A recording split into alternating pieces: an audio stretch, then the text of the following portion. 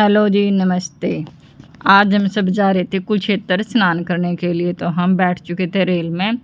Rail में बैठने के बाद हर्षु ने थोड़ा कैप्चर कर लिया था और फिर हम पहुँचे थे इस जंक्शन पे।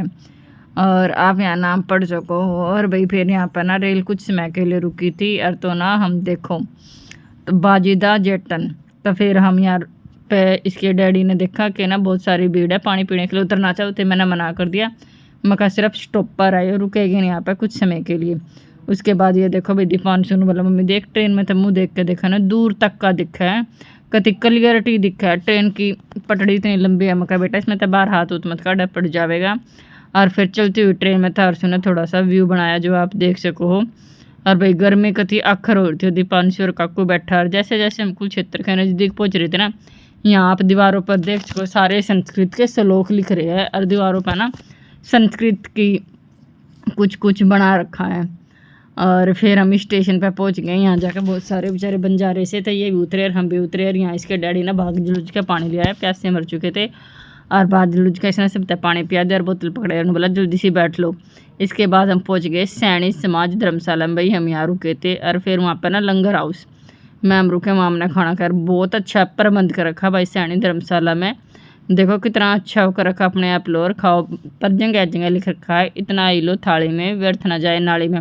क्योंकि भैया एक धार्मिक संस्था, आप यहाँ पे इतना सारा डाल लो और सारा वेस्ट जाए, तो ऐसा बिल्कुल भी नहीं करना, इतना ही लेना। और उसके बाद फिर हमने यहाँ रूम लिया। ये रूम भी देखो धर्मशाला, यहाँ कोई पर्ची कटती नहीं, वो करती नहीं, आप अपनी मर्जी तक दान दे इसको जिसका जितना मर्जी है। देखो इतनी सारी सुविधाएं है, कितने सारे डबल बेड लगा रखे हैं, पंखे लगा रखे हैं और साफ़ सफाई का भी प्रबंध है। माँ जी ने बोली मैं तो थक रही हूँ, मैं तो कितना जाती ना। बच्चे ने बोले डैडी चलो आप हमने म्यूजियम दिखा लाओ।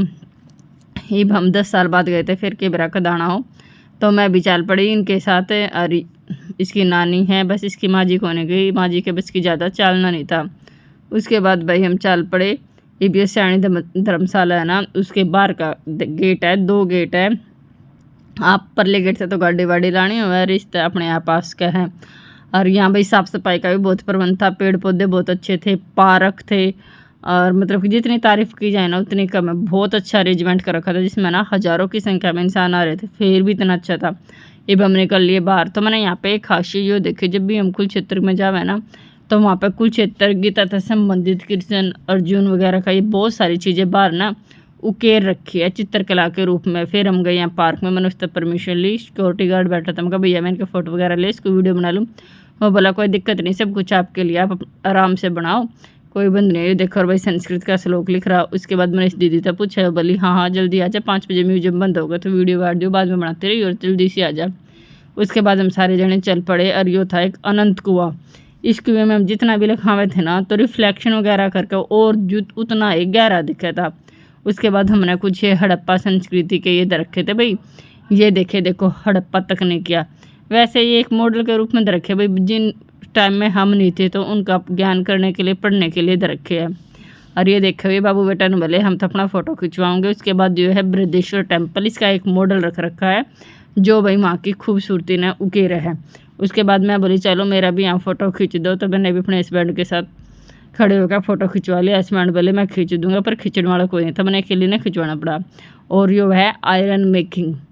आयरन मेकिंग मतलब कि जिस टाइम में लोहा कुकर बनावे थे वो दिखा रखा है। जिंक स्मेल्टिंग है, जिंक बनता हुआ दिखा रखा। तो मतलब सारी चीज़ ना बहुत अच्छी तरह मॉडल के रूप में कर दिखा। नीचे आग से लगा रखा है, जिस तरह ना ऐसा लगे जैसे कि असली ये सब कुछ है। अरे भाई मैं अपने महाभारत के दृश्य भी दिखाती, लेकिन मेरे फ़ोन में तो डिलीट हो गए थे। अगर मैंने क्लिप्स मिल गई तो मैं अपने उन्हें ज़रूर दिखाऊंगी।